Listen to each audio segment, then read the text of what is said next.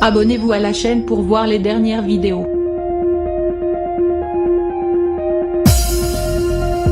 Alors que le contrôle du pass sanitaire n'est pas encore entré en vigueur, le gouvernement envisage déjà de durcir les restrictions pour faire face.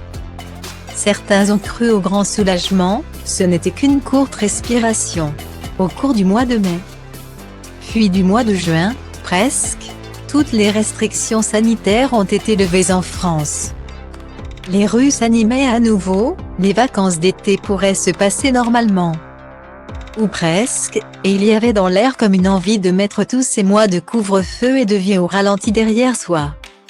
Sauf que tout ça n'est pas parti pour durer. Le variant Delta a plané, ce qui a pu amuser juste pour le calembour. Puis a entraîné une flambée des cas en France. De moins de 2000 cas par jour en moyenne à la fin du mois de juin. On dénombre ces derniers temps près de 10 000 cas quotidiens. Et si la courbe des décès continue de décliner, cela n'empêche pas le gouvernement de s'inquiéter. La mise en place du pass sanitaire pour l'extrême majorité des activités a été décidée et annoncée par Emmanuel Macron lors d'une allocution. Et alors que la règle n'est même pas encore entrée en vigueur, et qu'il est donc strictement impossible d'en constater les effets, l'exécutif réfléchirait déjà à la mise en place de nouvelles restrictions.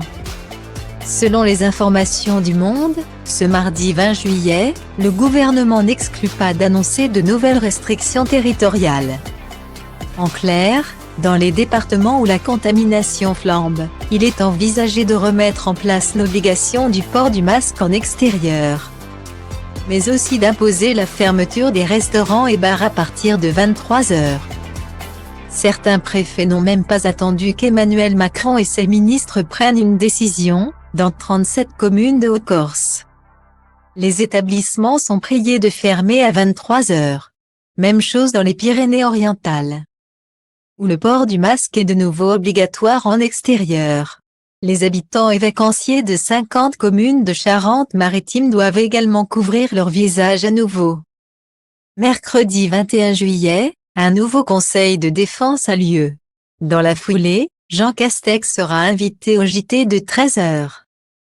Sur France 2, le Premier ministre ne s'était plus exprimé dans un journal télévisé depuis le 11 mai. Ce rendez-vous n'augure rien de bon.